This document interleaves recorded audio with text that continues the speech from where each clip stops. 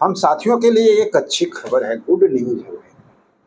अब कुछ लोग कहेंगे कि सर थंबनेल में लिखा हुआ है कि केंद्र सरकार का 8वां वेतन आयोग, तो भाई ये तो सरकारी कर्मचारी के लिए बिल्कुल सही बात है, लेकिन मैं आपको बता देना चाहता हूं कि संविदा कर्मियों के लिए गुड न्यूज है।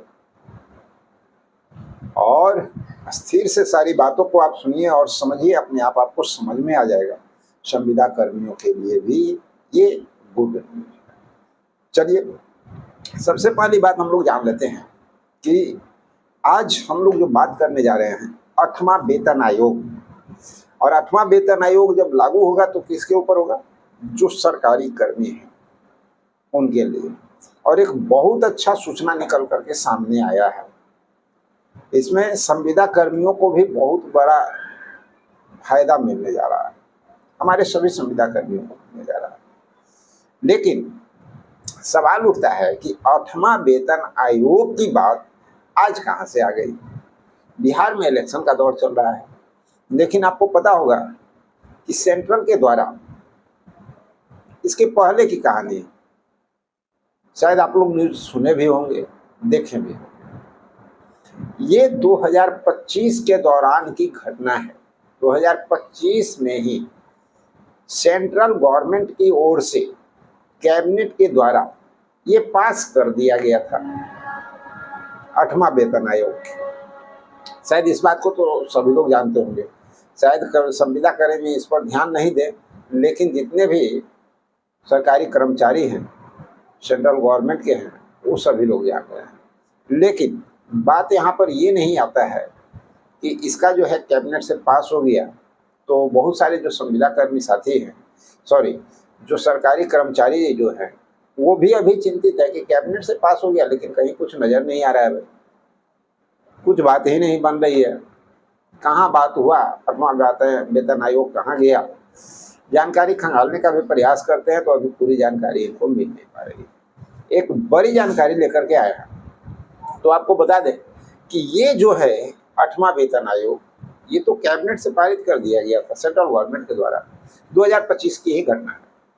लेकिन अभी तक न तो उसका कोई आयोग बना, न उसको इम्प्लीमेंट किया गया, क्योंकि आयोग तो बनना सुनिश्चित है ना। आपको पता है कि 6ठा वेतन आयोग जिस समय तकरीबन सबका वेतन कितना हुआ करता था? 7,000। जब 7वां वेतन आयोग आया तो एक बार वही न्यूनतम वेतनमान जो हो गया 18,000 हो गया पैसे। यानी कितना का वृद्धि होता है एक अनुमान आप लगा सकते हैं। इस बार भी बताया जा रहा है कि अगले बार 2.6 की वृद्धि की गई थी, संभवतः इस बार 1.89 या 2.5 लमसम ये वृद्धि होने की उम्मीद जताई जा रही है। लेकिन चलिए आते हैं हम लोग उस मुद्दे पे। जब कैबिनेट की बात आती है तो कैबिनेट से पास तो हो गया, लेकिन सरकार के द्वारा अभी कोई पहल इस पे किया नहीं गया है। न तो आयोग का गठन किया गया है और न ही कोई काम हुआ है। लेकिन कुछ बात जो निकल करके अभी सामने आ रही है वो हमारे सरकारी कर्मचारी के लिए तो अच्छी बात है ही, साथ ही जो संविदा कर्मचारी हैं उनके लिए भी अच्छी बात है। ये बात क्लियर होता नजर आ रहा है, 8वां वेतन आयोग अभी लागू नहीं होने जा रहा है। तो कुछ लोग कहेंगे कि सर जब लागू नहीं होने जा रहा तो अच्छा और खुशखबरी क्या है? बात को पहले समझिएगा। देखिए, 8वां वेतन आयोग अभी लागू नहीं होने जा रहा, संभवतः इसको अभी समय लगेगा और ये 2028 तक क्लियर होता हुआ नजर आएगा। लेकिन सवाल ये उठता है कि 2028 तक नजर आएगा, फिर भी हम कहते हैं अच्छी खुशखबरी। अब खुशखबरी क्यों है? खुशखबरी इसलिए है कि 2028 तक ये लागू जरूर होगा, लेकिन एक बड़ी जानकारी निकल करके जो सामने आई है आप लोगों के लिए कि 1 जनवरी 2026 से 8वां वेतन आयोग मान्य होगा। चाहे वो 28 में लागू हो, 29 में लागू हो, लेकिन पेमेंट जो आपको मिलने जा रहा है वो 1 जनवरी 2026 से ही जुड़ करके आपको पेमेंट मिलेगा। ये क्लियर हो चुका है। अब आप समझिए, वास्तव में ये खुशखबरी है कि तो खुशखबरी तो है। अब सवाल उठता है हमारे जो संविदा कर्मी साथी उनके लिए। तो हमारे संविदा कर्मी साथी लगातार प्रयास कर रहे हैं। इन लोग का एक छोटा मोटा तो मानदेय बढ़ता नहीं है, बढ़ता भी है तो इतना अल्प मात्रा में बढ़ता है कि उससे इनकी आर्थिक स्थिति में कोई फर्क पड़ता नहीं है, घर की स्थिति में कोई फर्क पड़ता नहीं है, यानी कोई सुधार हो नहीं पाता है। फिर भी 8वां वेतन आयोग का सपना कहाँ से? देखिए, बात को समझने का प्रयास कीजिएगा। आपको पता होगा कि जहाँ तक अगर बिहार की बात लिया जाए तो इसी साल 2024-25 की घटना है जबकि बहुत सारे शिक्षकों को राजकर्मी का दर्जा मिल गया, यानी समान काम के बदले समान वेतन। यानी 8वां वेतन आयोग सरकारी कर्मचारी के लिए देगी, तो जो संविदा पर पहले कार्य कर रहे थे अब उनको राजकर्मी का दर्जा मिल चुका है तो उनके लिए भी ये लाभ मिलेगा, यानी वेतन उनका बढ़ेगा, अच्छा खासा बढ़ेगा। साथ ही बहुत सारे अभी हमारे जो साथी हैं जो वेतन वृद्धि को लेकर के बात कर रहे हैं, जैसे देखिए ग्राम रक्षा दल की अगर बात किया जाए तो ये लगातार मांग कर रहे थे मानदेय, कहीं कुछ सरकार के द्वारा नहीं सुना गया, जो कहीं ना कहीं बहुत दुखद घटना है। न्याय मित्र की अगर बात करें तो सरकार के से लगातार मांग हो रही थी और इनके लिए तो सरकार ने घोषणा भी किया था ग्राम कचहरी के साथ, लेकिन इन पे भी कोई बातें नहीं बन पाई। ये भी बहुत दुख की बात है। संख्याकी स्वयंसेवक चंद दिन इनसे काम लेने के बाद इनको जो है साइड करा दिया गया था। ये लोग अपने समायोजन को लेकर के लगातार जो है सरकार के सामने फैला रहे हैं, मांग कर रहे हैं, लेकिन सरकार इनकी भी नहीं सुनी। मीटर रीडर, आप लोग को पता है कि स्मार्ट मीटर जब से आया है तब से मीटर रीडर की स्थिति ये हो गई है कि भाई खाने पे लाले पड़ गए, और सरकार को ये नहीं समझ में आ रहा है कि जब कोई भी वैसा चीज आता है कंप्यूटराइज तो उसके बाद जितने लोग जो बेरोजगार होते हैं उनकी जीवन शैली कैसे चलेगी उसके लिए भी सोचना चाहिए, लेकिन ये सरकार तो अपने मग्न में है।